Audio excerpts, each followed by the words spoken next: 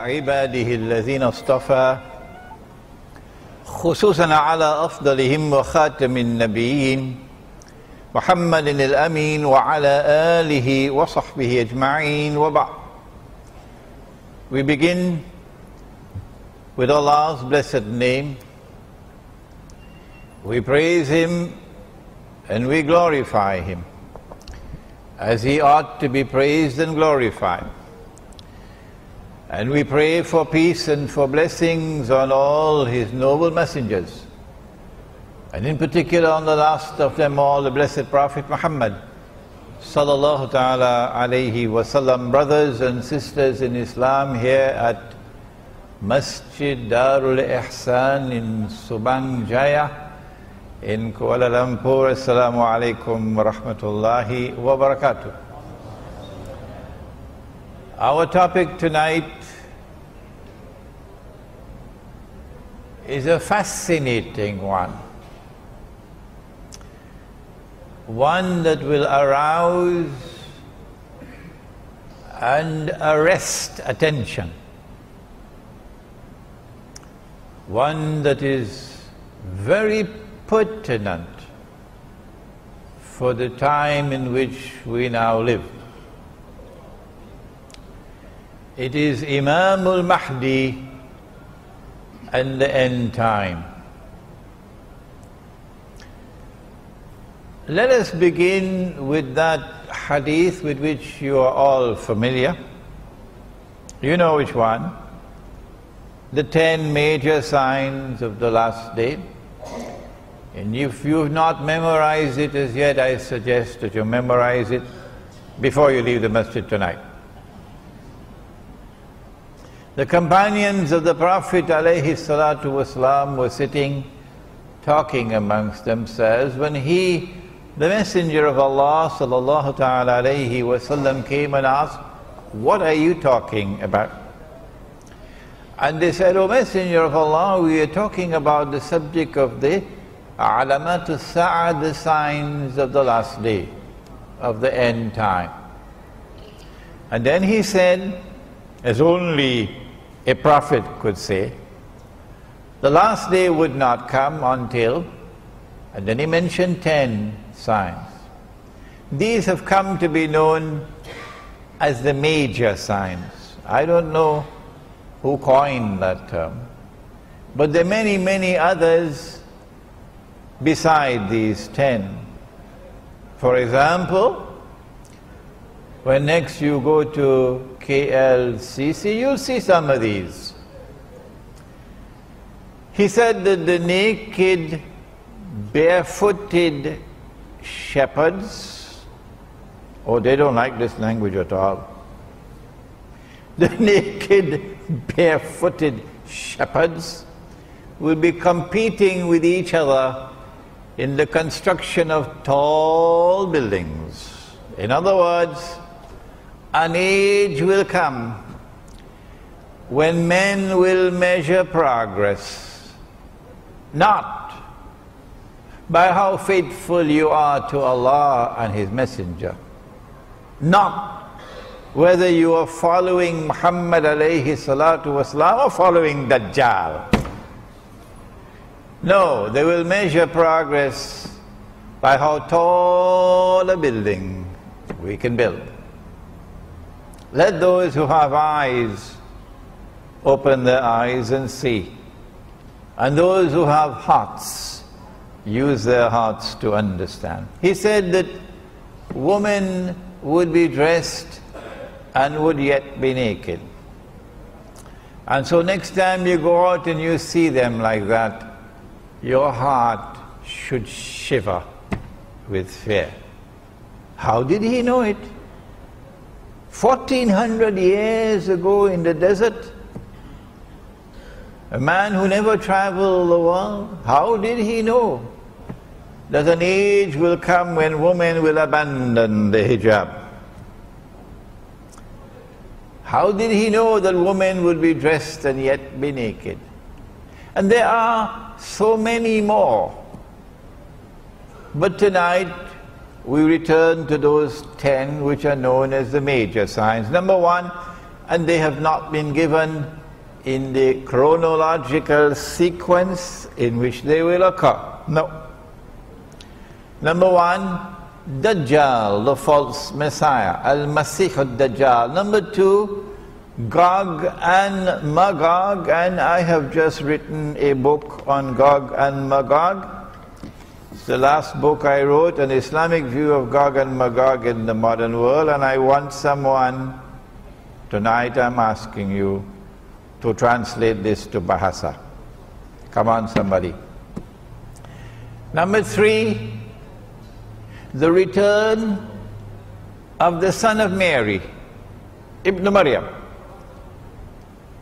And so when that fellow in a place called Qadian in India declared that he was the fulfillment of this prophecy of the return of the son of Mary, the true Messiah. You know which one I'm talking about? A man named Mirza Ghulam Ahmad, founder of the Ahmadiyya movement, with which Washington is so much in love, and London is so much in love, and Jerusalem is so much in love today. When he declared that he is the fulfillment of that prophecy of the return of the son of Mary, we say to him, and I don't know why he runs away when we ask the question, how come you are the son of a Punjabi woman?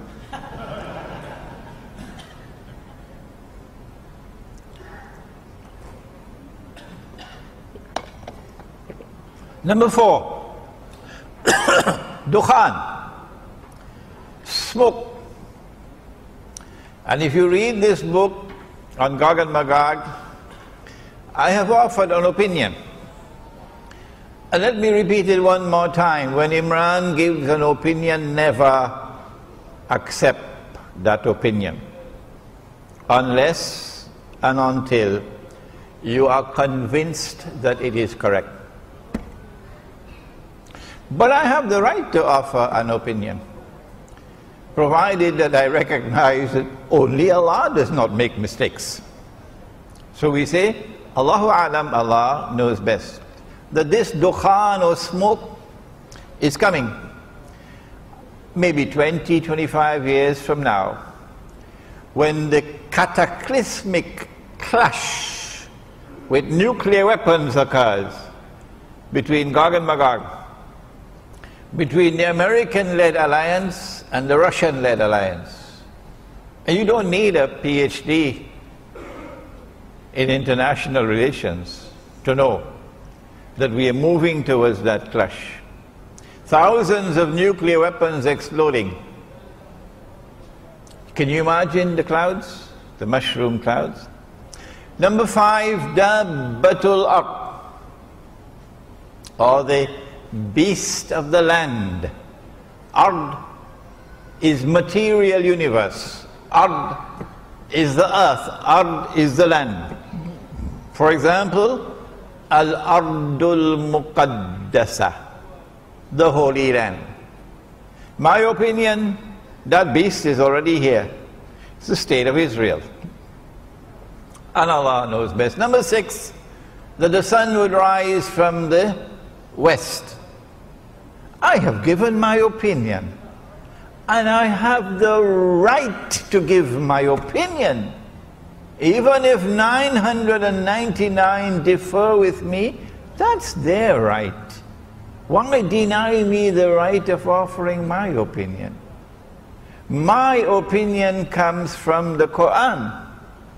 My primary source of guidance is from the Quran, not from some textbook of electricity and magnetism and polar magnetism.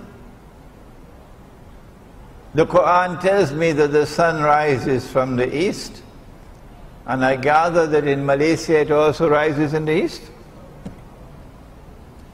And the Quran tells me, لا تبديل لخلق الله, that Allah's creation does not change. And so I have chosen to understand the hadith, not literally, but symbolically. That something is going to happen which would symbolize a false sunrise from the west. And I have understood that to be modern, godless, decadent, oppressive, awesomely deceptive Western civilization.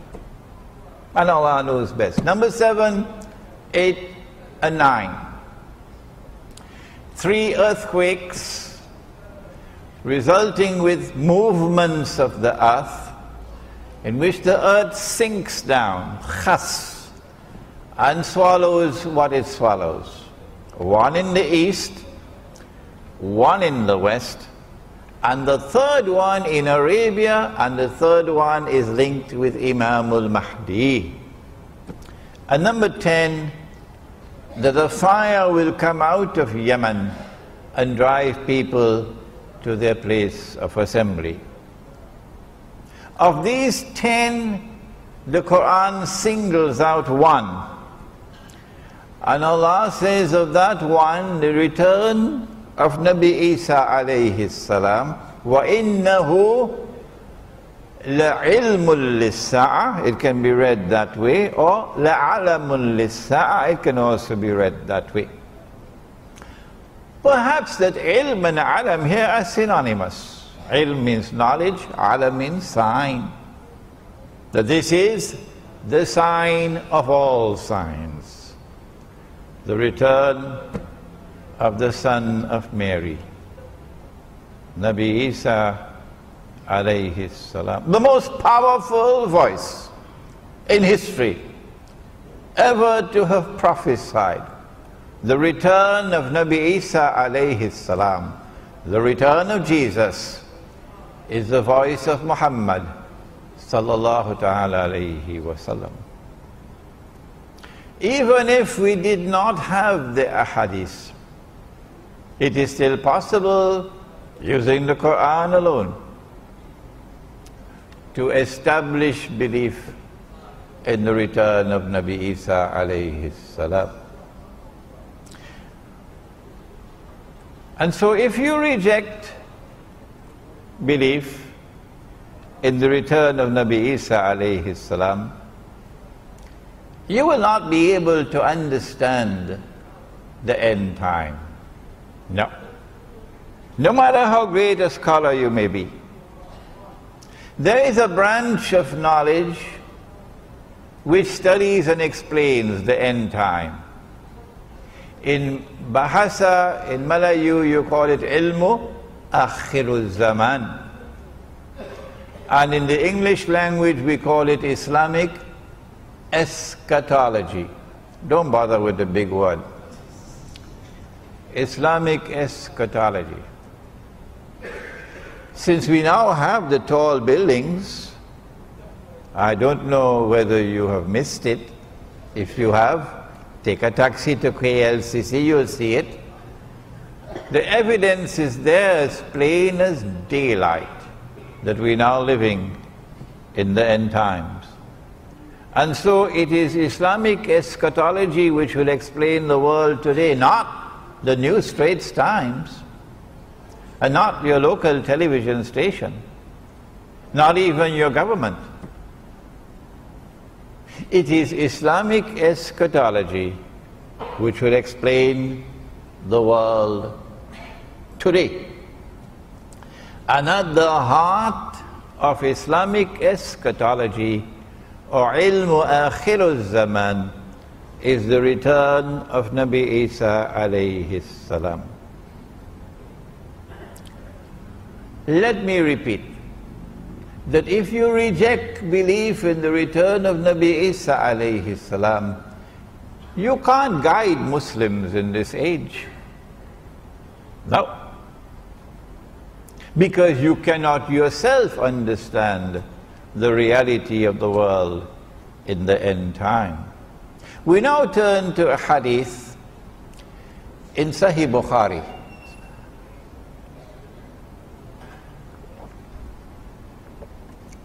In which Nabi Muhammad alayhi salatu wasalam said,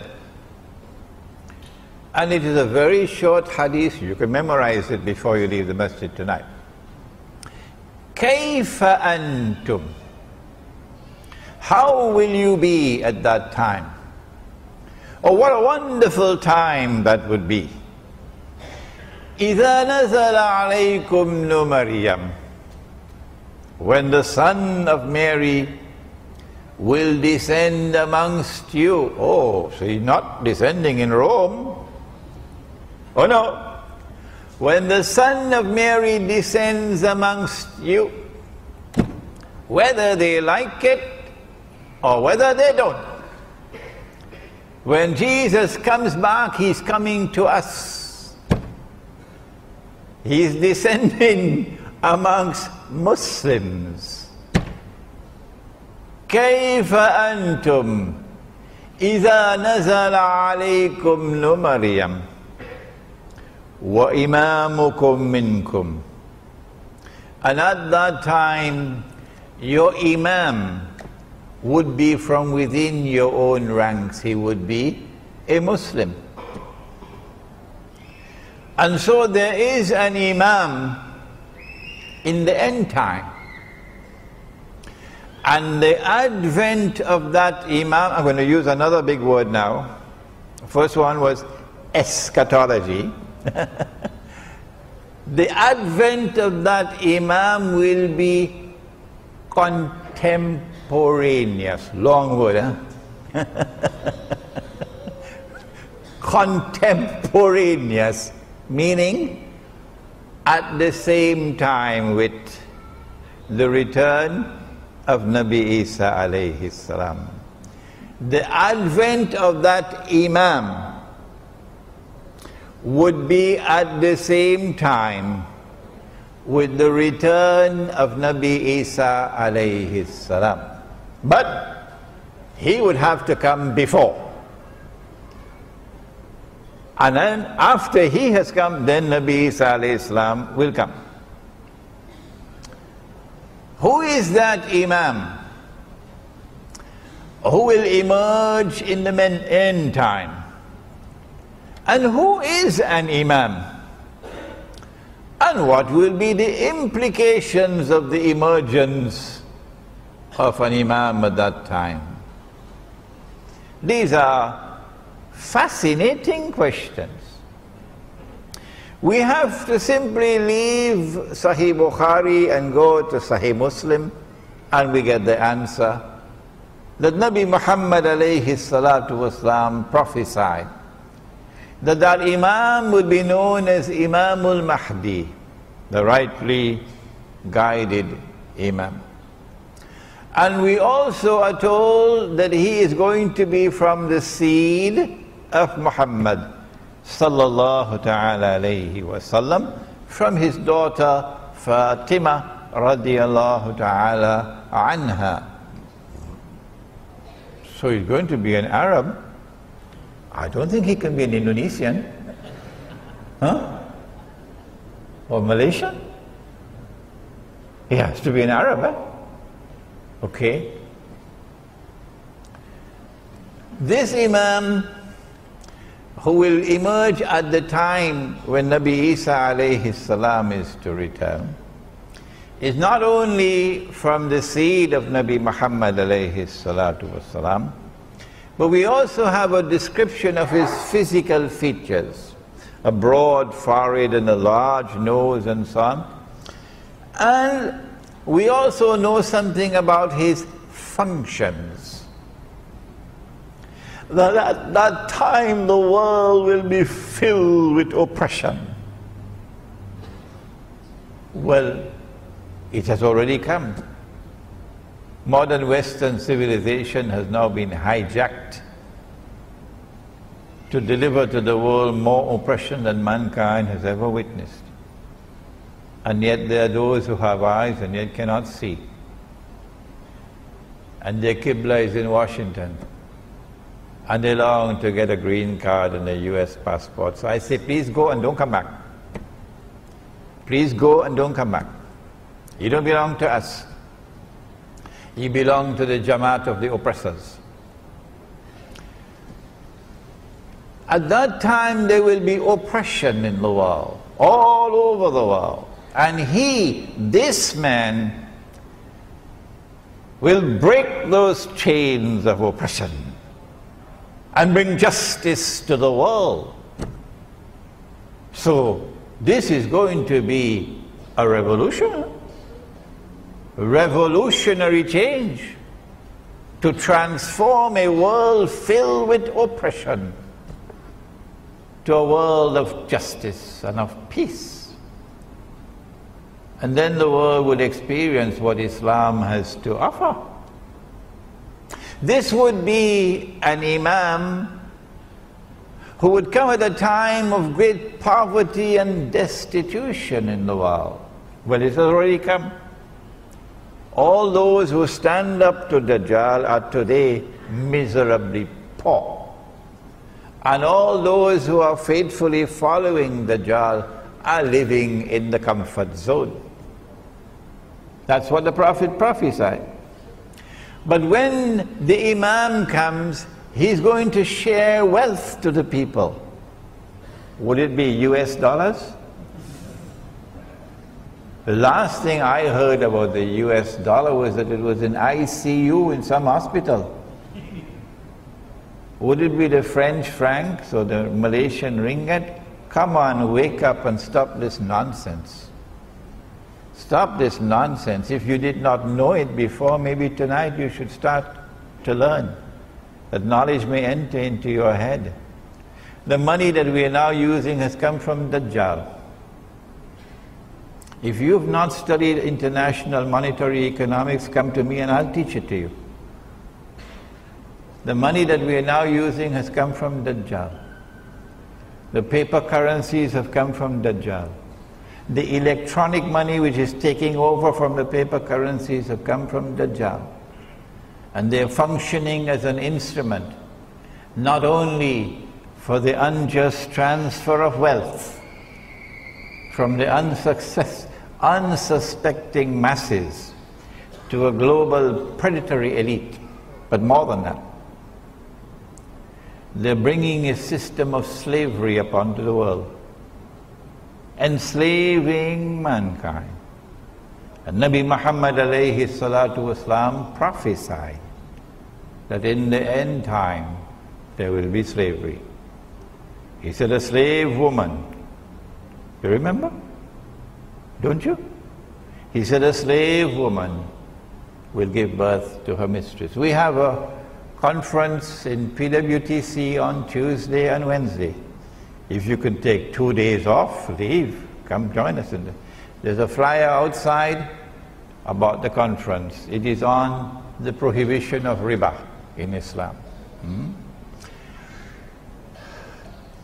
Nabi Muhammad alayhi salatu wasalam told us that Imam is going to share wealth. Which kind of money? Oh, you know it. I don't have to tell you. It's the money which is in the Quran. When last did you open the Quran and look in the Quran to see whether there's money in the Quran? Huh? Is the dinar in the Quran? Yes, it is.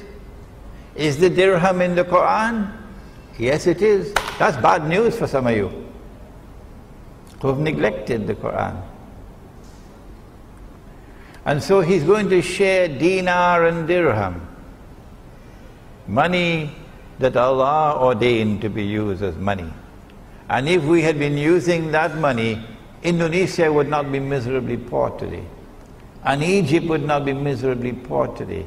And Bangladesh and Pakistan and Afghanistan would not be miserably poor today. And Africa would not be miserably poor today. He will share that money to such an extent that no one would be willing to accept zakat. What a world that is going to be tomorrow. This Imam is called Imam, but the word Imam here is synonymous with Amir or leader. So he is not only Imam al-Mahdi, he is Amir al-Mu'mineen, the leader of the believers. So would he be the head of the Egyptian Muslims alone? And you have another one for the Malay? Another one for the Indonesians? Huh? Or is he going to be the leader of all Muslims? Come on, answer me today. Answer me today. You know, he prophesied about the end time, that knowledge will disappear. Knowledge will disappear. And here's the evidence. That when that Imam comes, he is going to be Amir al-Mu'mineen. So then what are you going to do with your Egyptian citizenship and your Egyptian passport? I don't want to go further than that.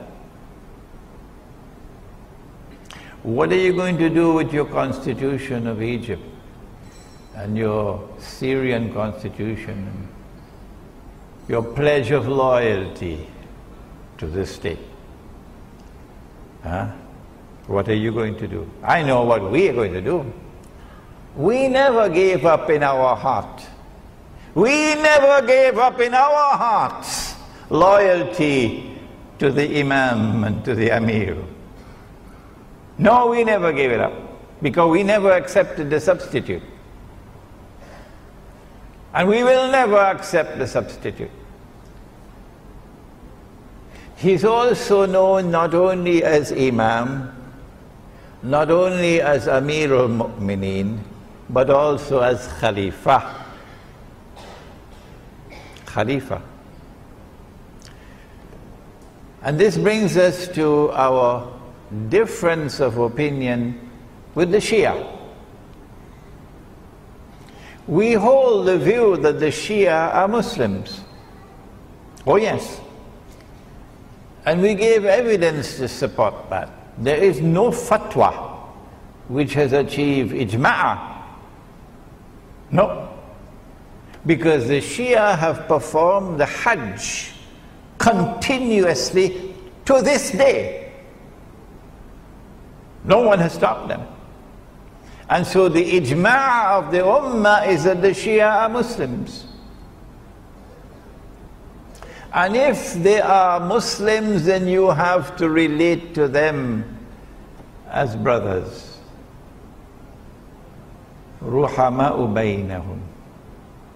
And if you differ with them, you must differ in a way which is constructive and not destructive. We say that the first Amir, the first Imam, the first Khalifa was Abu Bakr Siddiq radiallahu ta'ala anhu. And then after him was Umar Farooq radiallahu ta'ala anhu. And after him was Uthman Ghani radiallahu ta'ala anhu. And after him was Ali radiallahu ta'ala anhu, Ali ibn Abi Talib radiallahu ta'ala anhu. And we have said, and we have not spoken with hostility and bitterness and enmity. We have spoken with sadness in our hearts. That if you declare of Abu Bakr Siddiq radiallahu ta'ala anhu that he was a usurper who stole somebody else's position, we say that you are misguided. If you're annoyed with us, what can we do? But facts are facts.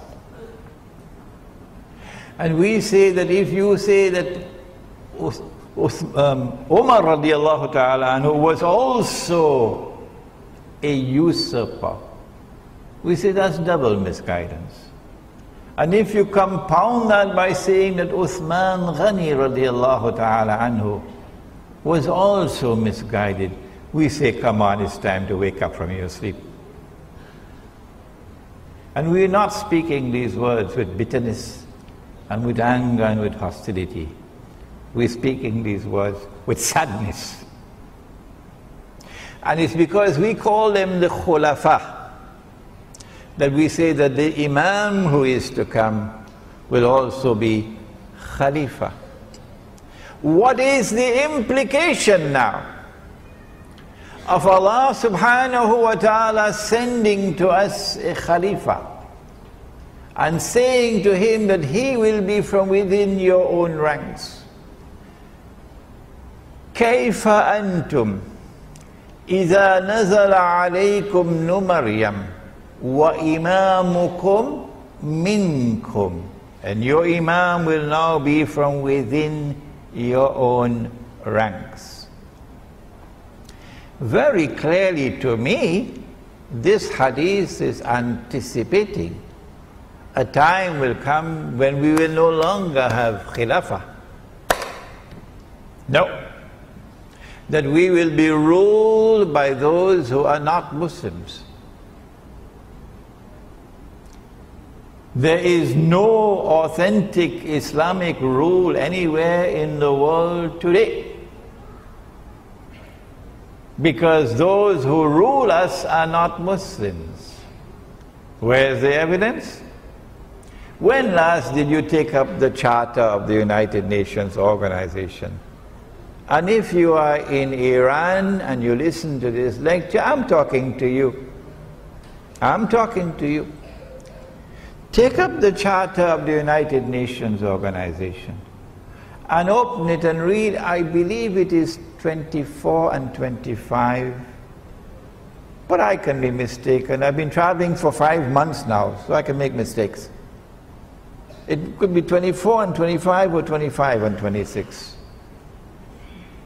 Where the Charter of the United Nations says, in effect,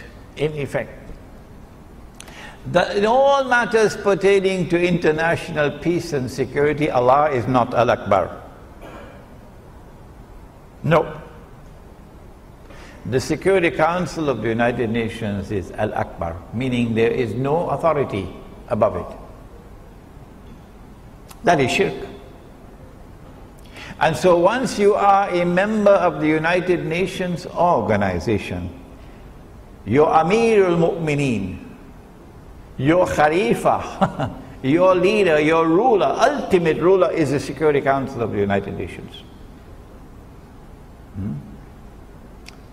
And so you can call yourself an Islamic Republic, like Pakistan used to do before it became an American Republic. And I don't say this to ridicule the Pakistani people, because I studied in Pakistan, and my heart beats with the people of Pakistan who are imprisoned in Pakistan because they don't have the freedom to choose their own leader. Their leader is chosen in Washington by the Zionists. And so a time is going to come when we will be ruled by those who are not from within our own ranks. So you had Amir al-Mu'mineen George Bush. But that's not going to last forever. No. When Imam al-Mahdi comes, that's goodbye to the substitute that they gave us for the Khilafah. Dajjal gave us the modern secular state. And the modern secular state has replaced the Khilafah. And all of mankind, illa masha'Allah, have pledged their allegiance to the modern secular state, loyal to the modern secular state and to its constitution. And as a consequence have said goodbye to Allah and to the Khilafah. But you and I have not done that. In our hearts we are faithful to Allah and to His Messenger. And in our hearts we are faithful to Islam's model of a political state, the Khilafah. And in our hearts we long for that day when the Imam will emerge and the Khilafah will be restored. Is it possible for the Khilafah to be restored before the Imam emerges? There is a hadith in Sahih Muslim that a Khalifa will die and there will be disagreement concerning succession. I think you already guessed who it's going to be. There will be disagreement concerning succession. And then a man will emerge out of Medina. Remember Medina, not Jakarta, Medina. And he will hurry to Mecca. And the people of Mecca will come out to him and urge him and try to force him to accept the bay'ah. No, we have problem here. We have heard this word for years and years and years and years. The word bay'ah has been put in something called the cold storage. So we've got to go to the cold storage now and pull it out. What is this bay'ah? It is the pledge of allegiance which legitimizes the rule of the Khalifa. That is bay'ah, and it is an institution that is located in the Quran and in the Sunnah of Nabi Muhammad alayhi salatu wasalam. When he accepts the bay'ah, at that time he will confirm and proclaim himself to be Imam al-Mahdi. Now then, I made this comment, and I did not make this comment in any disrespectful way.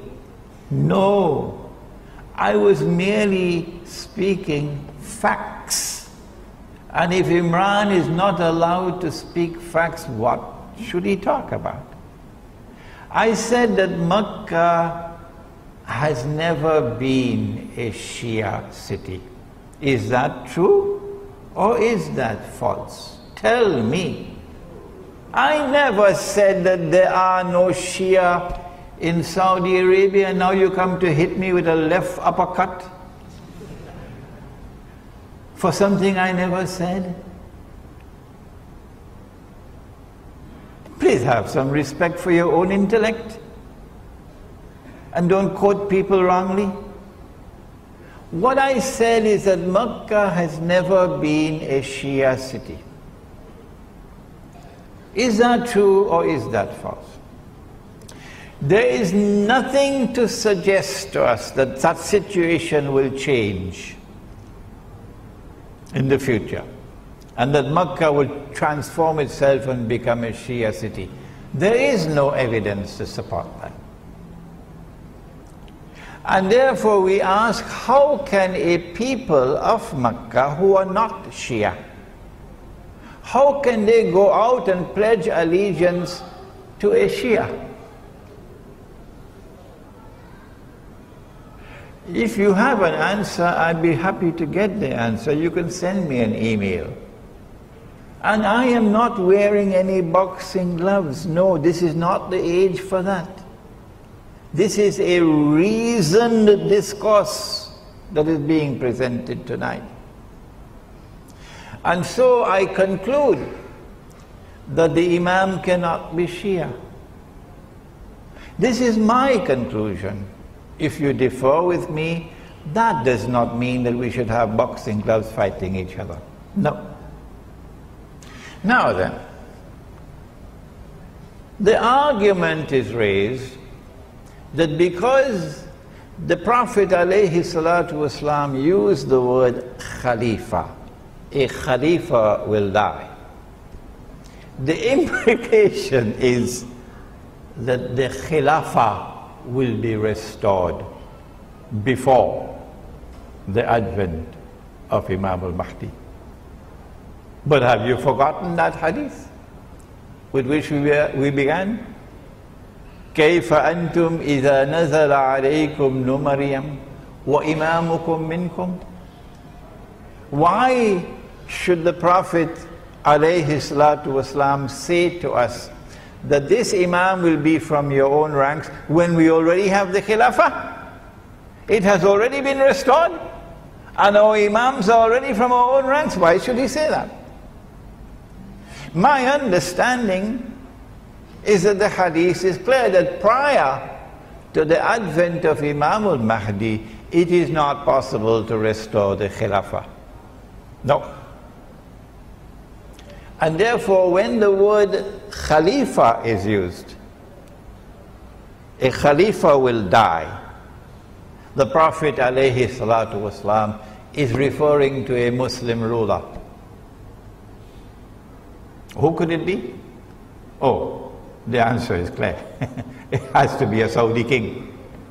Because there are 5,000 princes out there waiting, struggling, fighting to take over. And there's already sufficient evidence of internal conflicts and rivalries within the big Saudi clan. So, a Saudi king will die. It can't be Fahad because he's already dead. Would it be Abdullah? I don't think so. And I'll let you know why in a moment.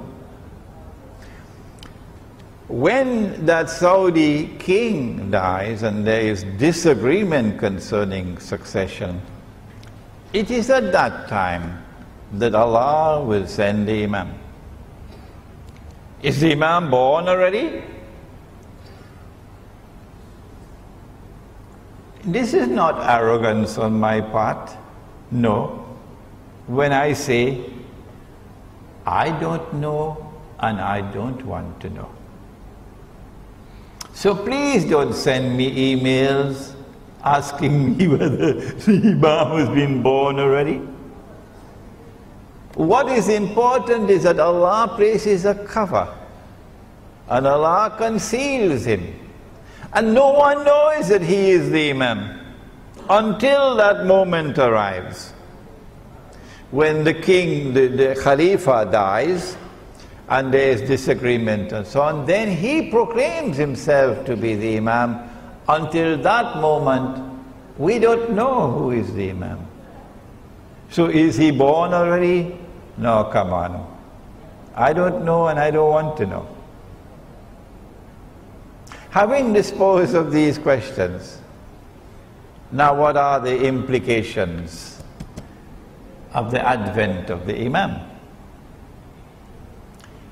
The first and major implication of the advent of the Imam is that the substitute that Dajjal had created to replace the Khilafah, that substitute, your modern state,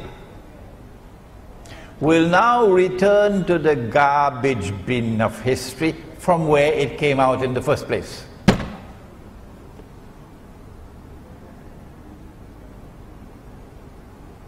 Why do I use such harsh language? What is the Khilafah state? The Khilafah state is a state established for the first time by Nabi Dawood alayhi salam in the Holy Land, the holy state of Israel, restored in Medina by Nabi Muhammad alayhi salatu wasalam. The Khilafah state is a state which recognizes Allah subhanahu wa ta'ala as Al-Malik. Al-Malik. They translate Al-Malik as the king. whereas in political terminology, it should be translated as a sovereign. So sovereignty in the Khilafah state resides with Allah. The modern secular state which came from Dajjal says no. No. Allah is not Al-Malik. Sovereignty does not reside with Allah. Sovereignty resides with the state. The state is sovereign. The people are sovereign, not the Lord who created them. You don't need a PhD to understand that that is shirk. And that's the one sin that Allah will never forgive. For those of us who just have a few steps left before the grave, it's a wake-up call for us to make tawbah before it's too late. The Khilafah state recognizes Allah's authority as supreme. He is Al-Akbar. The modern secular state says no. The authority of the state is supreme. There is no authority above the state. And the states are all organized under the United Nations organization. And the United Nations organization has as its top the Security Council. And the authority of the Security Council of the United Nations is Al-Akbar, not Allah. Dajjal created that. And instead of worshipping Allah, we are worshipping Dajjal. The Khilafah state says that Allah is Al-Hakam, the supreme lawmaker. His law is the supreme law. And when He says haram, no one can make it halal. And when He says halal, no one can make it haram. And in Surah At-Tawbah, there is a verse of the Quran which declares that to be shirk, to legalize and make legal what Allah has made haram. That is shirk. The modern secular state says no, Allah is not Al-Hakam. Parliament is Al-Hakam. Parliament makes the law. And the law that comes from Parliament and the law that comes from the United Nations is the supreme law. The modern secular state says more than that. If I am wrong, would you kindly correct me? The modern secular state says that Allah can make it haram, but we can make it halal. And everything, or almost everything, because we have not reached New York as yet. In New York, they now legalize the marriage of a man with a man. In New York, they have now legalized the marriage of a man with a man, and yet you want this, you want your green card, to become an American citizen, So go and stay there and never come back. Those are your people, not ours. The modern secular state says Allah can make it haram, but we can legalize it. Shall I give you some examples? Would you be interested? Yes. Did you know that Allah prohibited money being lent on interest? Did you know that? Yes. Huh? You know that? And did you know that Allah has declared war? War on the money lender lending money on interest? Did you know that? And did you know that Nabi Muhammad alayhi salatu wasalam has cursed all four and declared that they are all equally guilty? The one who takes riba, the one who gives riba, the one who records the transaction, and the two witnesses. Did you know that he said that riba is constituted of 70 different parts? Hadith of Ibn Majah. that riba is constituted of 70 different parts, and the smallest part of riba is equivalent to a man marrying his own mother? And do you know what the modern secular state has done? Even in Saudi Arabia, all around the world, they made it halal. Don't believe me? There's something called a bank outside there in Subang Jaya. Go and ask them whether they lend money on interest.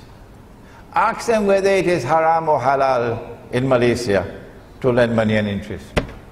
Go and ask them. I can go on and on and on and on. This is a substitute for the Khilafah. But let me say something more. In the Khilafah state, so long as we Muslims have control over territory,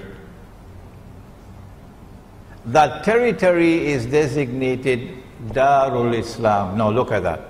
That's another term I have to take out of the cold storage. You better keep the lid open for me. Darul Islam.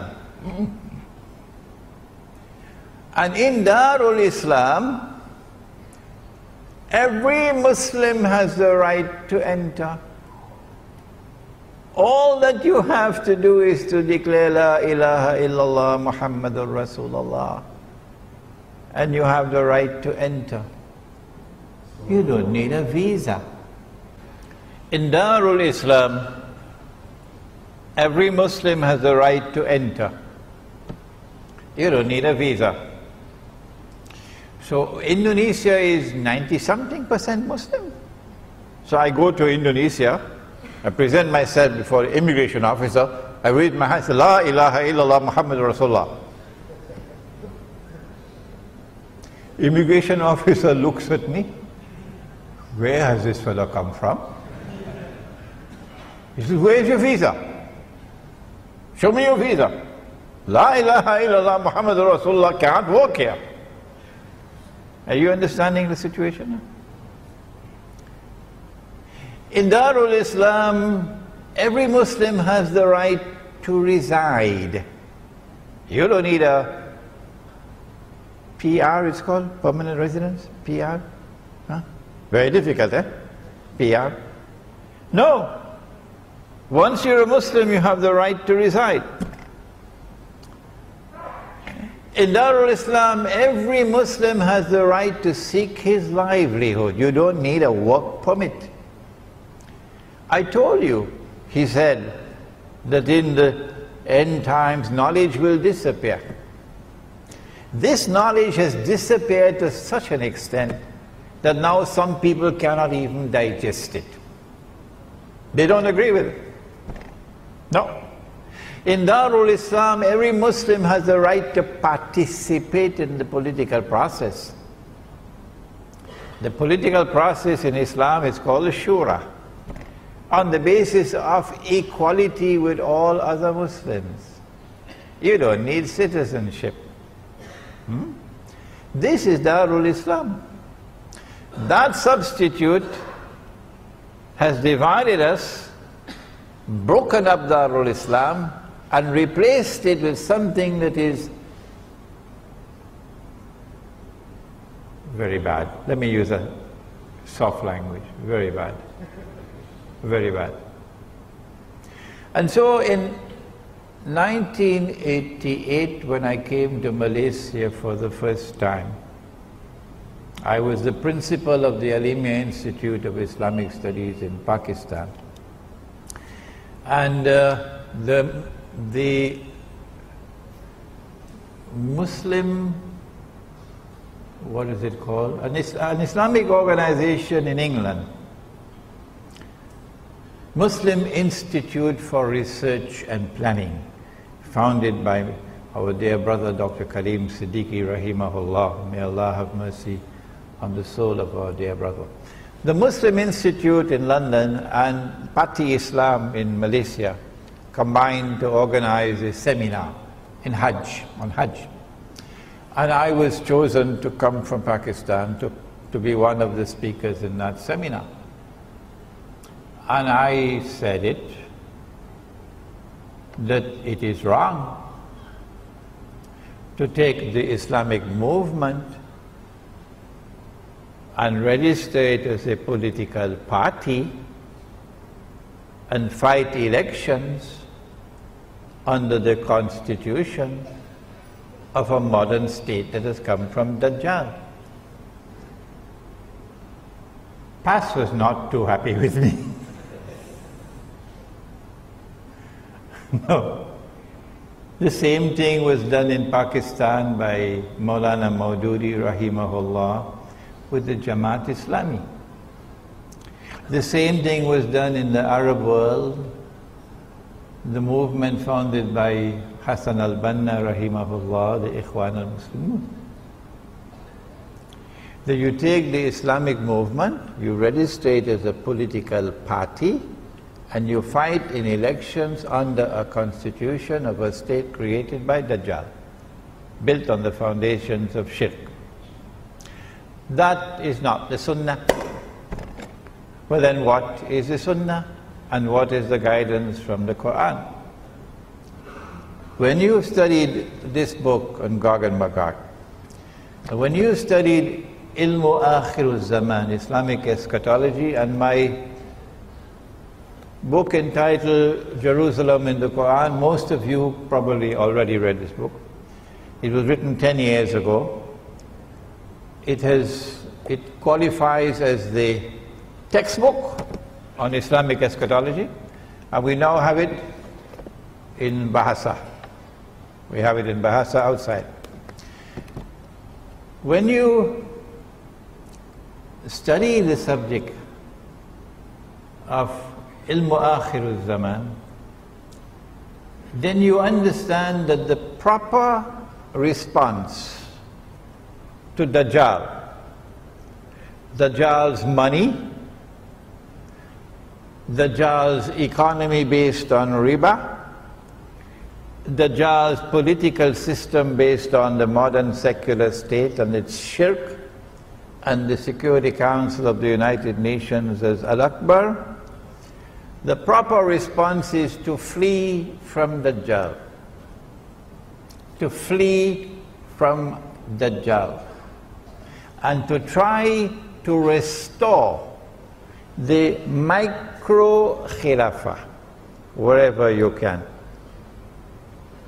Until the time comes when the macro-khilafah can be restored, when Imam al-Mahdi comes.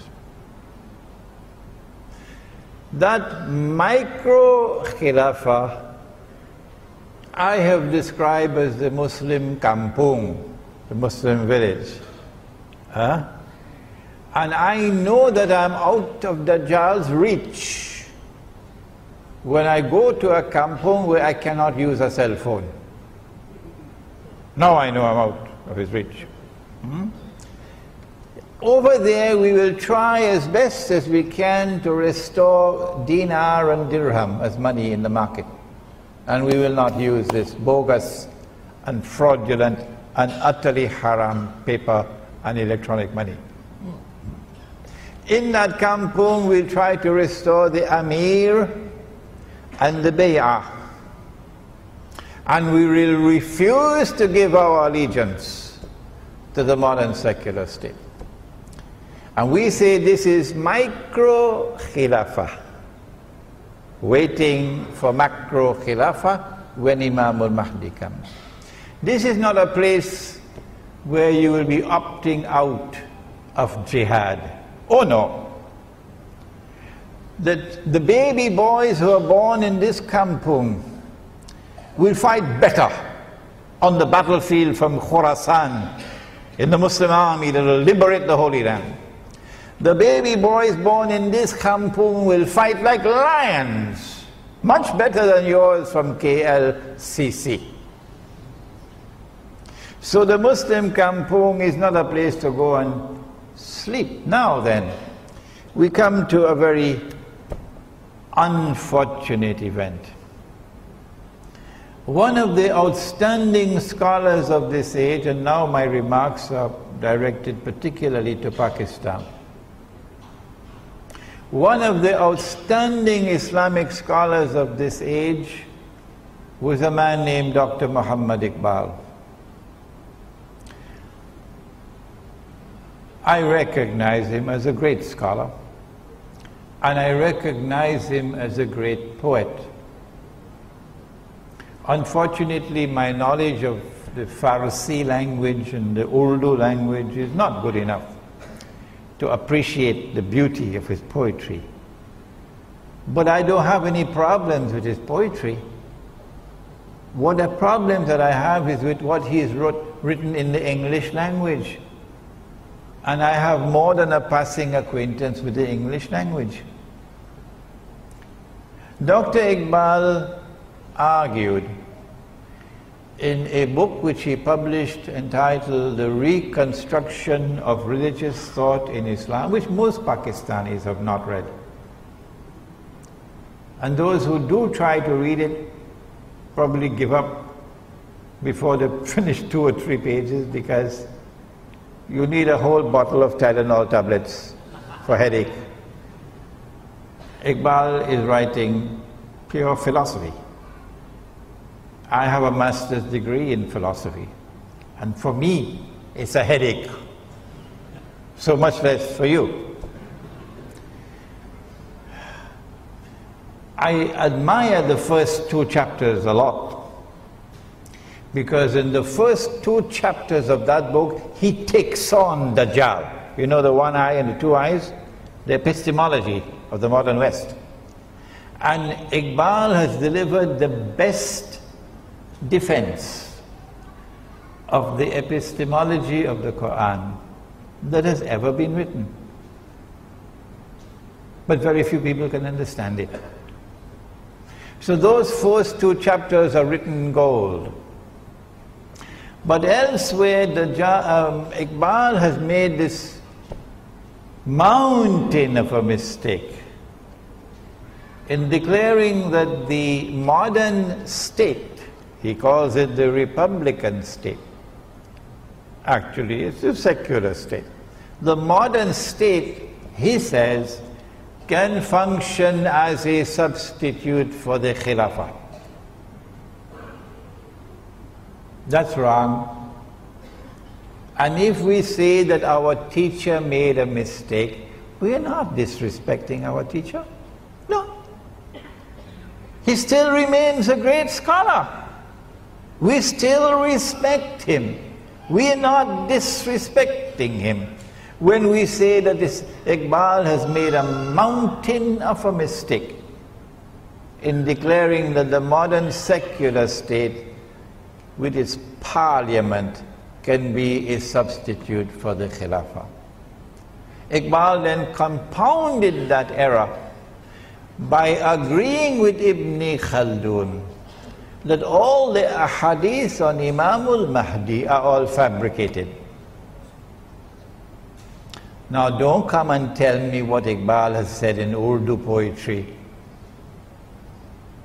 No, don't come and tell me that. I know what he said in Urdu poetry. We're talking about what he said in English. And the impact of Iqbal's thought on the Pakistani intelligentsia. Iqbal does not believe in the return of Nabi Isa alayhi salam. No. Iqbal does not believe in Dajjal. No. I ask you, how can you beat the drums of Iqbal in Pakistan today to extricate Pakistan from the mess in which it is? He is not the answer. Yes, there is much we can learn from him. Yes, Iqbal can inspire our people with his Urdu verse. But Iqbal in English is not the guide to take the Pakistani people out of the awesome predicament in which they are. And so I wrote this book, Iqbal and Pakistan's moment of truth. I want the cameras to capture it. because tonight in Masjid Al-Ihsan in Subang Jaya, we are launching this book for the first time. It is only 84 pages, so you could finish it in one weekend. And in this book, I have attempted very respectfully, how many times am I to repeat it? I have attempted very respectfully to critically assess the thought of a great scholar and to point out errors which he has made, while yet respecting him as a great scholar. Now then, when Imam al-Mahdi emerges, at that time, the Gog and Magog war will take place. This book explains it. An Islamic view of Gog and Magog in the modern world, and one person will have to come forward and volunteer to translate it to Bahasa, inshallah. At that time, the clash takes place between the American-led alliance, the Russian-led alliance. The nuclear war takes place with thousands of nuclear weapons exploding. I think that will be the moment when this verse of Suratul Isra will be fulfilled. Suratul Isra, where Allah subhanahu wa ta'ala gives the warning, وَإِن مِّن قَرْيَةٍ إِلَّا نَحْنُ مُهْلِكُوهَا قَبْلَ يَوْمِ الْقِيَامَةِ أَوْ مُعَذِّبُوهَا عَذَابًا شَدِيدًا كَانَ ذَلِكَ فِي الْكِتَابِ مَسْطُورًا. It is as though you're hearing the verse for the first time, because you've never heard the verse in the context in which it's being given now. And not a single city will escape. None. They will all be destroyed, says Allah. All. And those which escape destruction will be punished with terrible punishment. And this is a matter inscribed in the Kitab. Maybe that if you're out of electronic range, you know, the cell phone, you will not be incinerated. This is the end of modern Western civilization dominance over the world. Maybe another 20, 25 years, that's all we have to endure. This is the end of the modern secular state and all the patriotism it demands of us. And this is the time when Darul Islam will be restored, whether they like it or whether they don't. This is the time when the Khilafah will be restored. This is the time when Imam al-Mahdi will rule over us. The Shia who follow him at that time are our brothers. The Sunni who follow him at that time, I don't think there'll be many Sunnis following him. They will say, he's a terrorist. Our brothers. And so Shia and Sunni, both following the Imam, will constitute the Ummah of Nabi Muhammad alayhi salatu wasalam. When will that happen? How much time is there left? Let us attend to this and we'll then end the lecture. Imam al-Mahdi cannot emerge until Allah ordains that he must emerge. So no government has charge over this. When will Allah ordain that he must emerge? Because as soon as he emerges, he's going to head for Mecca and he's going to proclaim himself the Imam.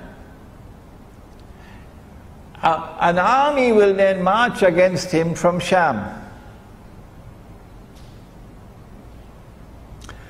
And that army, as it crosses Medina, going south to Mecca, will be swallowed by the third khas. One in the east, one in the west, one in Arabia. When that army is swallowed by the earth, that is the validation That is the conclusive validation that this man is indeed the Imam. Not eclipses in the sky, the sinking of the earth. When that army sinks down into the earth and is swallowed, then the Abdal from Sham and Al-Iraq will come to the Imam to offer bay'ah. The Sufis have hijacked this word, Abdal. So I got to take it back from them. I got to take it back from them. And they say that the Abdal are some mysterious people. There are always only 40 of them and so on, and they have the bowl in their hands and so on. No. Abdal means when one dies, another one replaces him. This one dies, another one replaces him. This one dies, another one replaces him. The Abdal. So if you're listening, Washington, let us introduce you to the Abdal. When you don't have any more money to buy people from, white people from South Africa to go and fight for you in Iraq and in Afghanistan, you know, white South Africans. When you have no more money to offer bribes of green card and citizenship to get people to go and join the American army, to go and kill Muslims. You're running out of soldiers. I want you to know, Washington, that we will never run out. We will never run out. Because when one dies, another one takes his place. And when he dies, another one takes his place. These are the words of Muhammad alayhi salatu wasalam. These are the Abdal. They are the Mujahideen who are waging a just struggle for liberation from oppression and liberation from occupation of the land. They will now come to give the bay'ah to Imam al-Mahdi. Imam will now be attacked from an army of the Quraysh, said the Prophet ﷺ. An army of the Kalb, and he will defeat that army. Would it be a Saudi army? Looks very much like that to me. Looks very much like that to me, but Allah knows best. When he defeats that army, then Jaziratul Arab, oh, another term out of the cold storage. See, good thing we left the door open, eh? Jaziratul Arab, when last did you hear that term? Jaziratul Arab is the Arabian Peninsula. Today it has been hijacked and there is an obnoxious name called the the Kingdom of Saudi Arabia. Squatting. So there will be no more Kingdom of Saudi Arabia. It is Jaziratul Arab will be restored.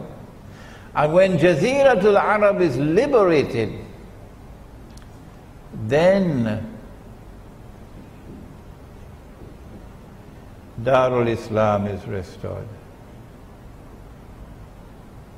This is the implication.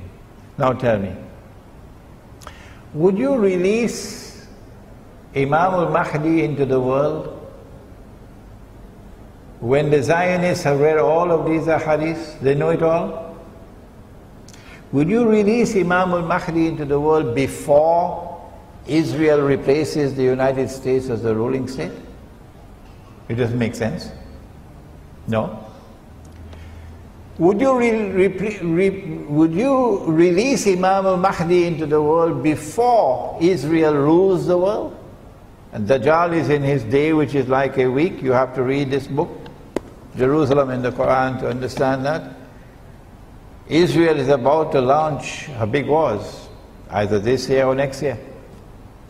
Attacking Pakistan to destroy the nuclear plants and nuclear weapons, attacking Iran, attacking Egypt so you can occupy the territory from the river Nile to the river Euphrates. If you want to know why, there's a book outside entitled The Religion of Abraham. and the state of Israel, a view from the Quran. My view, and Allah knows best, is that Allah will not release Imam al-Mahdi into the world until Dajjal has completed his mission, or he is very close to completion of his mission. And so Dajjal has to be born. He has to be born of Jewish parents. He's not been born as yet, but he's already created modern Western civilization because he's already released into the world. He's already released into the world. He's close to the end of his mission, but he's not as yet been born as a human being. When he's born as a human being, he'll be a Jew. He'll grow up to be a young man, he'll be powerfully built, he'll have curly hair. He'll rule the world from Jerusalem. And then he will proclaim, I am the Messiah, Al-Mahdi, Al-Masih. And when they accept him, Al-Masih, he can rub his hands and he can say, come on, help me. Mission accomplished. I've given them a 6 for a 9, I've deceived them. And now they've been taken to the greatest destruction that they will ever experience in history, Banu Israel. And so by my calculation, and Allah knows best, we are still probably another 20-25 years away before that event occurs when Imam al-Mahdi will emerge. Finally, I want to remind you about the conference on riba.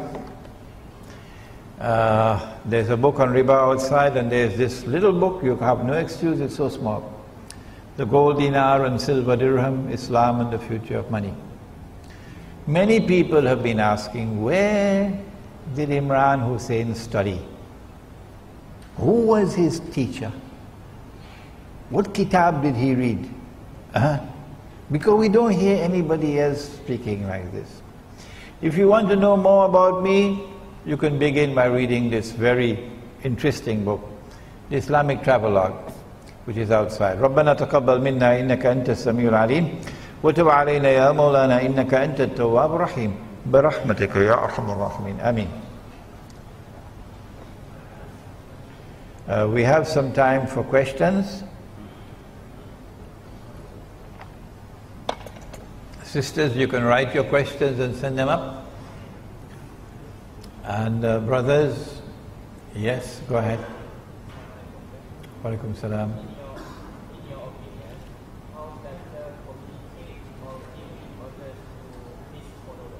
The question is, in my opinion, how does Dajjal communicate and give orders to his followers?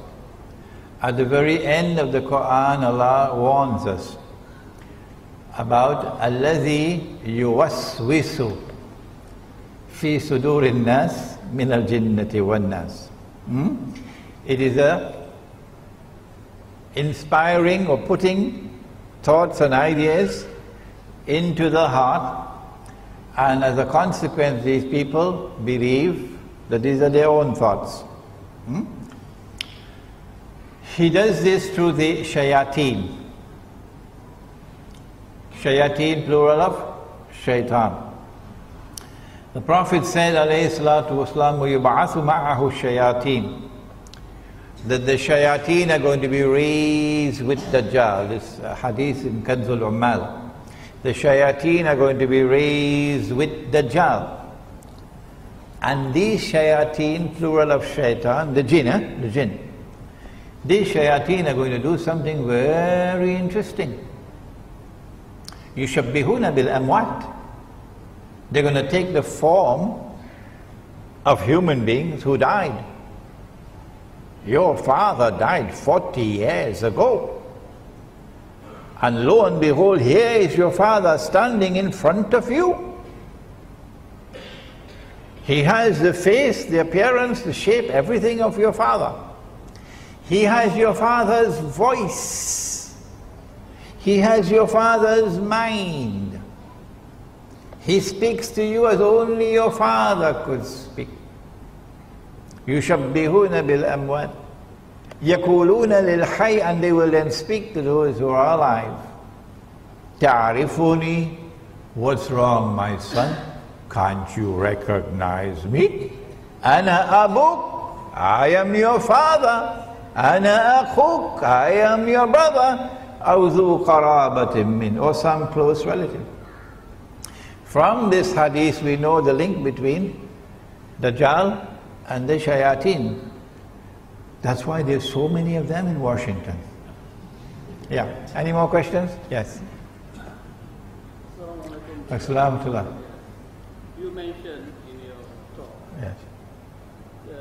Imam Mahdi and Nabi Isa will be there at the same time. Yes. Almost the same time. Yeah. One before the other. Yeah. So they live together in that time. Yes. My question is, who is going to be the Amir? The Amir is the Imam. He is the... We get some help actually in this matter from information which was sent down before Nabi Muhammad alayhi salatu wasalam. This information was sent to Banu Israel, and I have it here at the back of this book. In the appendix to Jerusalem in the Quran, you will find it there, where the Jewish scriptures speak about a worldly figure and a priestly figure who will be contemporaneous. One is going to be the political ruler, ruling, enforcing the law and so on, Sharia, and the other would be the priestly ruler. So Al-Masih, Nabi Isa alayhi salam Al-Masih, he is the priestly ruler. And Imam Al-Mahdi is the second one, who is the worldly ruler.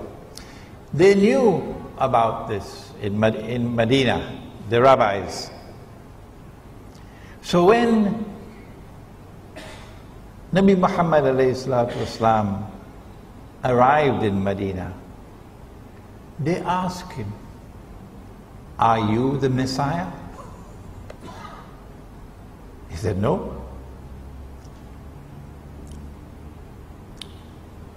"Are you that other one?" The other one meaning the one who will come, who will be the political ruler, the ruler of the world. He said, "No." "Who are you?" "We want to know, who are you?" Because they were expecting a prophet to come who would be, they were thinking, would be the Messiah. So the answer to your question is that Imam al-Mahdi would be Khalifa. And Nabi Isa alayhi salam would be Nabi. Yes. Islam. Oh, I forgot I should have mentioned the question. The question that he asked was, since Nabi Isa alayhi salam, Jesus, and Imam al-Mahdi are at the same time, who is going to rule? That was his question. Yes, go ahead. You mentioned that the Dajjal will be born as a Jew, brought to rule as well. Can you give a hadith from the Prophet that mentions that? At the same time, how do you explain the story of the Munidari when he became a Muslim and came to the Prophet and he said that his ship were landing on an island and they met actually with the Dajjal? It's 9:25. I'm going to take another 10-15 minutes to answer you. I have devoted some of this book to that subject. He's asking about the hadith of Tamim ad-Dari in Sahih Muslim, in which the Prophet ﷺ narrated an event which he heard from Tamim ad-Dari, where they went on an island and they met Dajjal. And he is saying that, well, there is the other hadith you quoted that he will be born. He's not yet born, and he'll be a Jew, so how could they meet him when he's not as yet born? Those who have read this book would know how to answer that question. Many of you here present can answer that question. When Dajjal is released, he will live on earth for 40 days. Yawmun kasana, a day which would be like a year. Yawmun kashahr, a day which would be like a month. Yawmun kajum'a, a day which would be like a week. وَسَائِرُ أَيَّامِهِ كَأَيَّامِكُمْ, and all his days like your days, meaning all the rest of his days like your days. When his day is like our day, he would be in our world of time. No one can dispute that. When he is in our world of time, he would be in our world of space. Only at that time, therefore, would we be able to see him. But he can be on earth and not be in our world of space and time. Are there angels on the earth? Are there angels in Masjid Darul Ihsan in Subang Jaya? Oh yes, they are. Can you see them? No, you can't see them. I know you'll tell me that your wife is an angel and you can see her. Yes, our women are our angels. Allah's greatest gift to us are our women. We must honor them, we must respect them, we must treat them like angels. Except when they start to follow Dajjal, then you part from them. Are there jinn on earth? Yes. Can we see them? No, but they're here. In the same way, Dajjal is here on earth. But you cannot see him. You will only see him at that time when he is born as a human being, grows up to rule from Jerusalem. And then he'll be a Jew. Any more questions? Yes? Oh, before Haji Radwan speaks, let us acknowledge, be grateful to him. Haji Radwan from Hotel de Palma in Ampang is the one responsible for organizing tonight's lecture. Yes, Haji? You mentioned about the eventual takeover of United Nations by the Israel. You mentioned about? You mentioned about the eventual takeover of United Nations by the Israel. Just now. Did you? No, I think that the United Nations is going to die like the US dollar. Whatever. Yeah. I want to get some opinions. How do you interpret the present uprising or Nahda present happening taking place in the Peninsula Arab, and with the incomplete formation of the Israeli statehood, with the emergence of the Al-Mahdi? Yeah, this is a very big subject, Haji Radwan. On the one hand, if you go to my website, imranhussain.org, you will see an essay entitled An Islamic Response to the Current Arab Uprisings. And in that response I have commended and I have honored and respected those Arabs in Egypt and elsewhere who have risen up against the oppressor. Islam gives you the right to rise up against oppression. Islam gives you the right to rise up and to demonstrate against oppression. And that is what they did. And in doing that and doing it successfully, they have set a golden example for Pakistan. They've set a golden example for so many other parts of the world of Islam today which are in chains.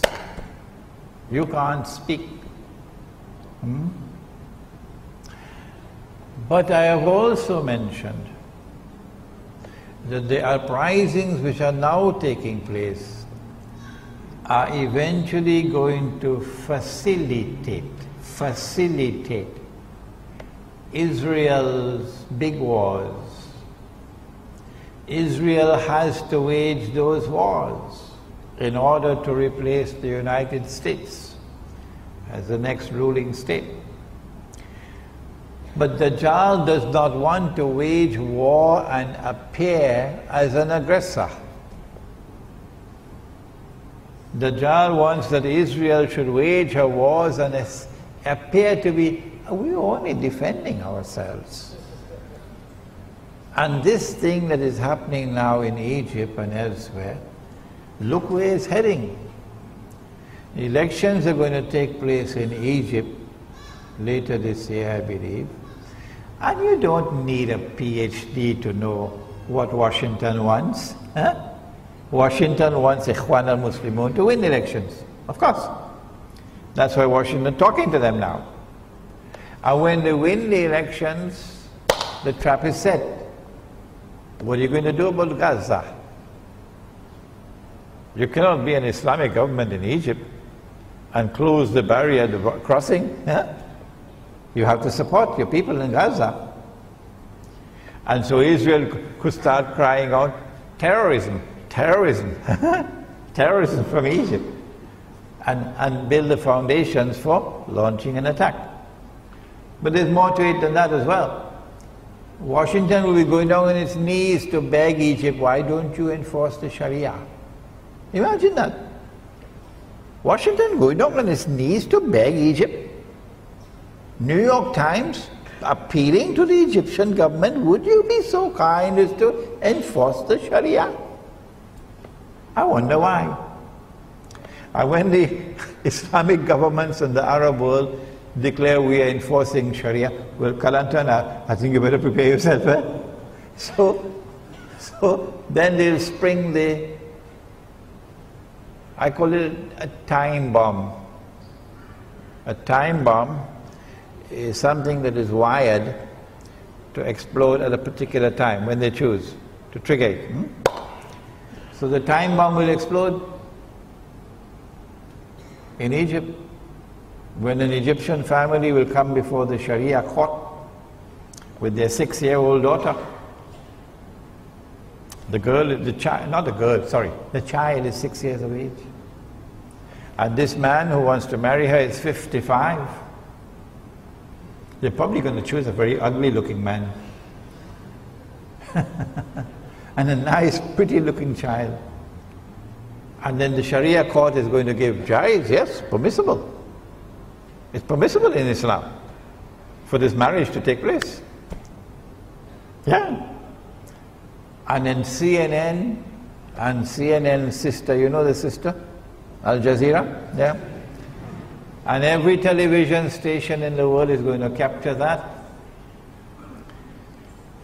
And Muslims are going to become the laughing stock of the whole world. The laughing stock of the whole world. And you are angry with me because I point to that hadith in Sahih Bukhari and I say someone rewrote it? And you're going to be angry with me for that? And you're sending warnings to me?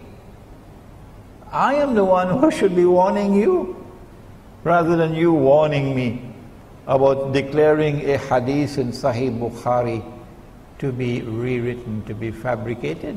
Nabi Muhammad ﷺ never, N-E-V-E-R, he never married Aisha radiyallahu ta'ala anha. No marriage ceremony ever took place here on earth. Never. Don't you know there are two kinds of marriages? There are those marriages which are contracted here, and there are those which are contracted there. if Allah subhanahu wa ta'ala tells you this is your wife, He has married you then. So you're going to have another marriage ceremony here? Huh? When He has married two of you, you don't have the freedom in the matter to say yes or no. Islam is submission to Allah. And He did it when she was 6. I asked myself, why did He send that vision to Nabi Muhammad alayhi salatu wasalam? This is your wife, I've chosen her as your wife. Why did Allah subhanahu wa ta'ala send that vision to him when she was only 6? Why? There must be a reason. And my answer is that it is for the same reason.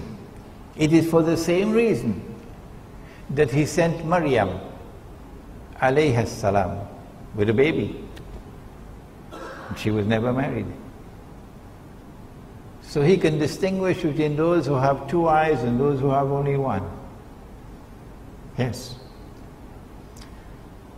And He could have done it, He could have sent the vision when she was not 6, she was 1 year of age. Or He could have sent it when she was 1 month old. He is the Lord. But because it is haram for a Muslim to have sexual relations with a girl until she has become a woman. And I have the verses of the Quran to prove it, but I would prefer not to use those verses in this public gathering. It's my choice. I prefer to do it in private. It is haram to have sexual relations with a girl before she's become a woman. Is there anyone who wants to challenge me? When will she become a woman in the context of the Quran and the law of marriage? In this context, not Dajjal. Dajjal, she becomes a woman when she's 25. That's Dajjal. Huh? But in the Quran, when she has reached the age of puberty, when she can now herself become pregnant and make a baby, she's no longer a child. She's now a woman. So she had to remain in her mother's home until that time. And when that time came, then she went to join her husband's household. Do you have a problem with that, Dajjal? What's wrong with this? Huh? This is what happened. So the hadith, when it says that he married her when she was 6, is false. It's false. He never married her when she was 6. He never married her at all. Never. It is Allah who informed him, this is your wife. He had no choice in the matter. But when the Sharia court in Egypt declares it's jaiz for a 55-year-old man to have a marriage ceremony with a 6-year-old girl, the Australian government is going to have a lot of problems. You know why? Every pedophile in Australia will want to become a Muslim.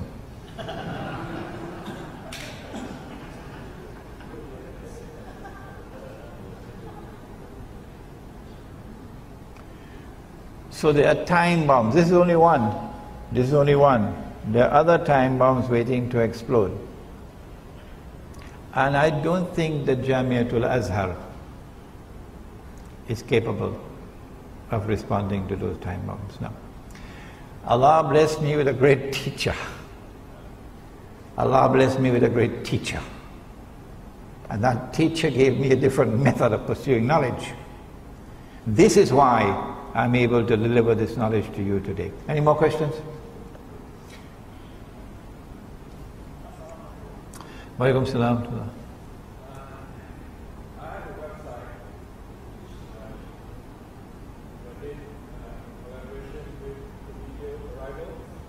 You have a website in which you are collaborating with the arrivals, yeah? Basically explains as to how the extent of Dajjal, since Okay. Your website explains Dajjal and the process of colonization, yeah?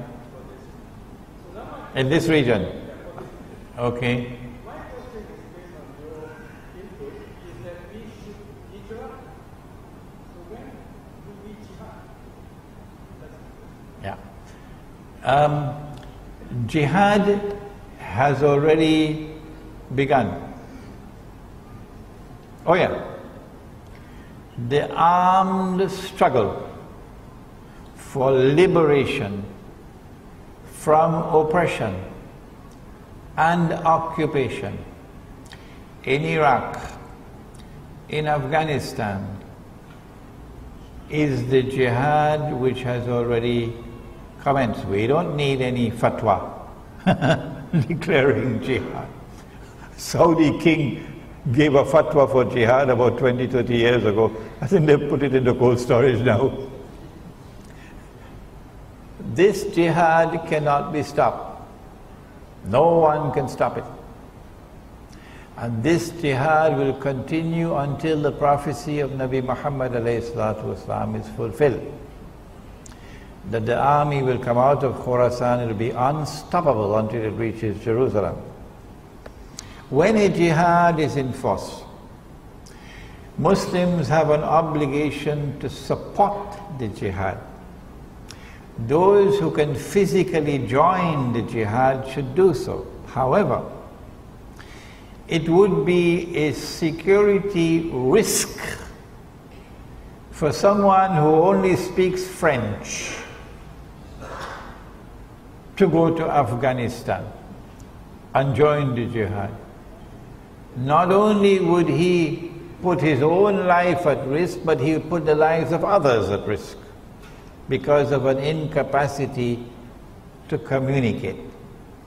You have to be capable of communicating in the language spoken before you can join that jihad.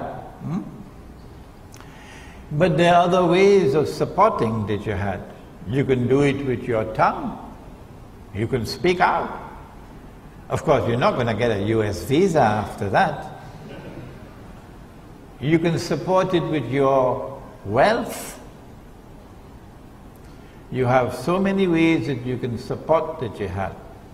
And when we call for a withdrawal to the remote countryside, that withdrawal is what is going to give us the freedom that we otherwise would not have, to either join the jihad or support the jihad.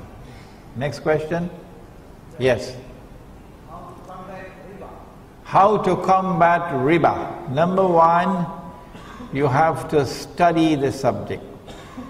So I hope to see you at PWTC on Tuesday morning. The flyers are outside. They put me on as the first speaker. I'm answering you. There are two forms of riba that must be recognized. One is the lending of money on interest, and the other would be a transaction based on deception which delivers a gain or a profit to which one is not justly entitled. That's the elegant way of describing a rip-off. A rip-off. So this is riba and that is riba. The greatest rip-off that has ever occurred in human history is the rip-off of the monetary system that we now have, of bogus and fraudulent and utterly haram paper currencies and the electronic currency which is now taking over from the paper currency. What do you do? Answer: when you have abandoned the Quran and Sunnah, make tawbah and return to the Quran and Sunnah, meaning return to the dinar and dirham. Do you know that Israel tomorrow, Israel is going to mint, in fact I think they've already minted the gold dinars and silver dirhams, Israel. And tomorrow Israel is going to be using this money. Do you know that? Why would Israel have to do it? If you study ilmu akhir zaman, you can answer these questions. Because every Jew knows that only that money can be used in the temple, which does not have any human figure on it. The Roman coins at the time of Nabi Isa alayhi salam were haram to be used in the temple because they had graven images which were haram. And so the temple at the time of Nabi Isa alayhi salam used to mint its own coins, gold and silver. And when the people came to the temple, if they wanted an animal to be zabiha, sacrifice, you got to pay for it. And nobody could sacrifice the animal except the rabbi. So therefore the temple got some revenue. So you had to pay the temple. And you had to pay the temple in this money which was halal, not that money which was haram. So when Dajjal stands up in Jerusalem tomorrow, and he has not brought back that halal money, no Jew will accept him as the Messiah. Which is why I believe that Israel has already minted her gold coins and silver coins, so that these can be introduced before Dajjal makes his appearance. So that's the first thing you can do. Bring back the gold dinar and silver dirham as money. Can you do it in downtown KLCC? I'm not stopping you. You want to try, go ahead. It is my opinion, based on my study of Suratul Kahfi of the Quran. Now let me use the proper Arabic. Suratul Kahf of the Quran. That the only place that you can bring back the dinar and dirham as money in the market is in the remote countryside.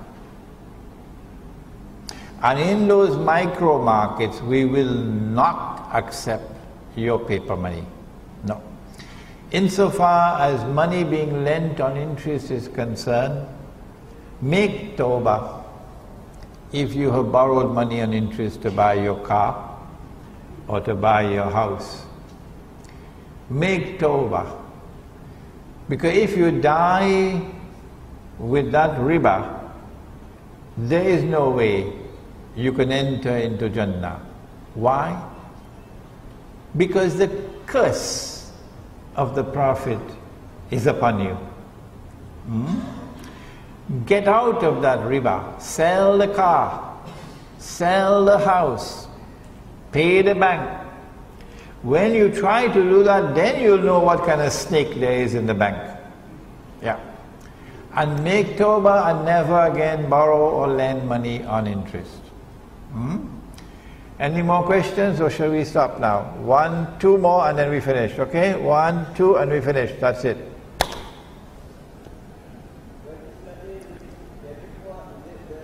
Come closer, come closer. And the other one, come up please. Come closer, come closer, come closer, don't be afraid of me. Right.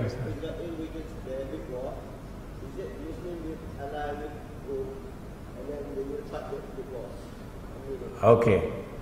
When Israel wages her big wars, would that be the time when Muslims are going to make an alliance with Rome? That's a good question, eh? Nabi Muhammad alayhi salatu wasalam has prophesied that you will make an alliance with Rome. Indeed, there is a surah of the Quran which is entitled Suratul Rum. And in that surah, in the first ayah, the first verse, Allah speaks about Rome being defeated. If you believe that the Prophet, that Allah subhanahu wa ta'ala was referring to a city in Italy, you should buy a one-way ticket to Disneyland. Yeah. Go to Disneyland and live there, don't come back. That the Quran, when it says that Rome has been defeated, was referring to a city in Italy called Rome? Oh, come on. What kind of scholarship is that? Huh? And when the Quran refers to Rome, you translate it as Romans? Is that the correct translation? Romans? Huh? Which Dajjal is at work here? Rome in the Quran is easy to identify. It is the Christian, Eastern Orthodox Church. The Eastern Orthodox Christian Church, which had established the Byzantine Empire with Constantinople as its capital. That is not Italy. Huh? This is Constantinople, which is now in Turkey. Rome is in Italy. You will make an alliance with Rome. Well, the Byzantine Empire has disappeared today, but the Eastern Orthodox Christian Church has not disappeared. The Western Church celebrates Christmas on what day? 25th of December. Huh? Does the Eastern Orthodox Christian Church celebrate Christmas on that day? No. No, not at all. Tabule. It is, I believe, the 9th of January. I may be wrong, maybe the 7th or the 8th. No, I don't think it's the 5th. Anyhow, it's a different day. So where is the Eastern Orthodox Christian Church today, if we want to find Rome today? Answer, the headquarters is now in Russia. If I am wrong, I invite you to correct me. And so when the Prophet ﷺ said, you will make an alliance with Rome, my answer is, it's going to be an alliance with Russia. If you have a different answer, don't send me an email. Publish your answer, please. Don't send me an email. Publish it and give the proof that Imran Hussein is wrong. I really have difficulties with all the people trying to correct me now with emails. Yes. Next question.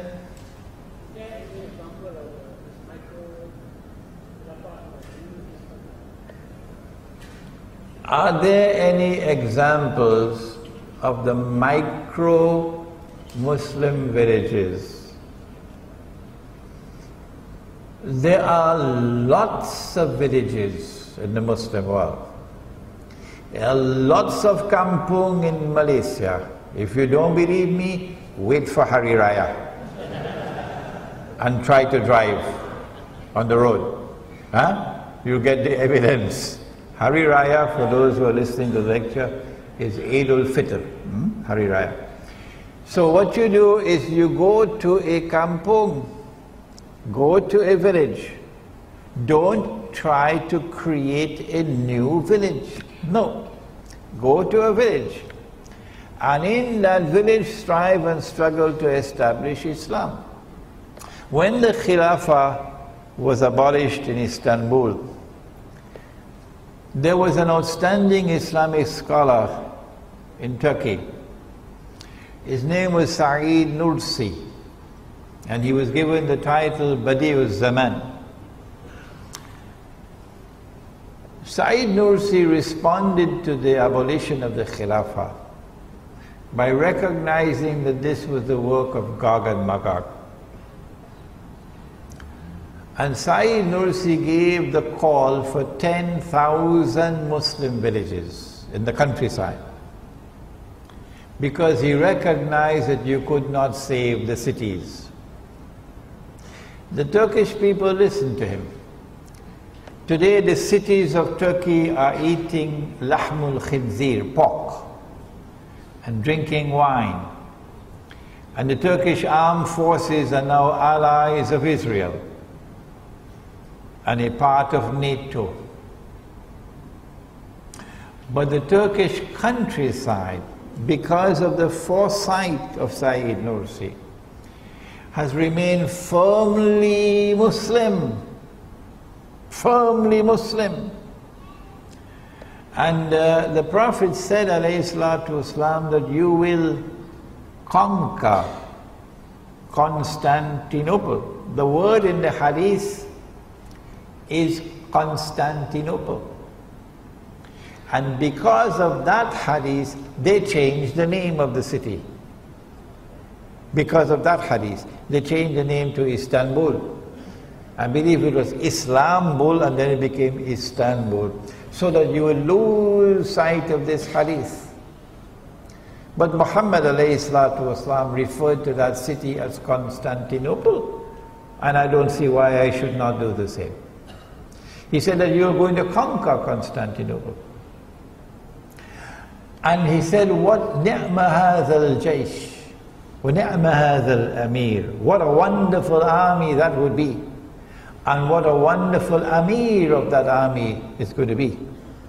When Nabi Muhammad alayhi salatu wasalam made prophecies and predictions of future events, they nearly always pertain to akhirul zaman. And so I have come to the conclusion, and Allah knows best, that this hadith prophesying the conquest of Constantinople is a conquest that will occur in akhirul zaman. And the purpose of this conquest is to extricate Constantinople from the control of NATO. NATO's control. When that happens, then the Straits, the Bosphorus, will no longer be under NATO control. Then the Russian Navy, with their nuclear-powered submarines, can now leave the Black Sea, pass through the Bosphorus, and enter the Mediterranean Sea. And when that happens, well, Israel, you better watch out. I think that's all the questions? No more. What is your website? malayuberaja.org. Okay. ربنا تقبل منا إنك أنت السميع العليم وتب علينا يا مولانا إنك أنت التواب الرحيم برحمتك يا أرحم الراحمين. After the salat, those of you who would like me to autograph your books can bring them to me, inshallah. إلهي لست للفردوس أعلى ولا أقوى على نار الجحيم. الله فهب لي التوبة واغفر ذنوبي فإنك غافر الذنب العظيم.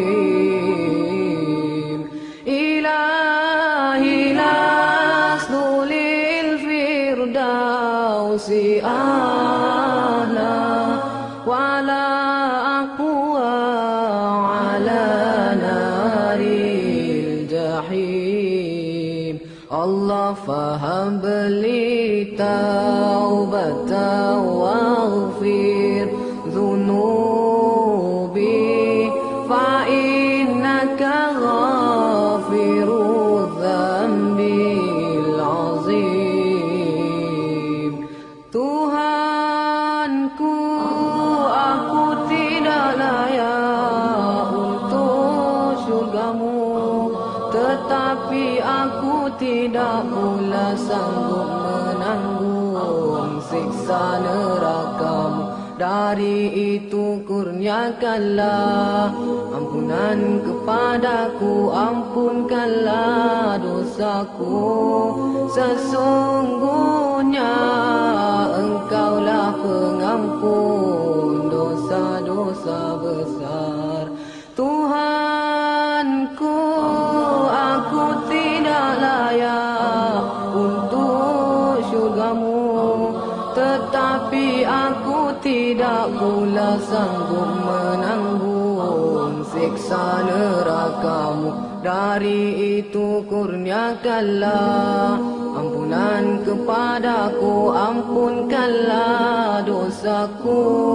Sesungguhnya Engkaulah pengampun dosa-dosa besar. Ilahi lastulil firdausi a'la wala aqwa ala naril jahim. Allah fahabli taubatan waghfir dhunubi fa innaka ghafir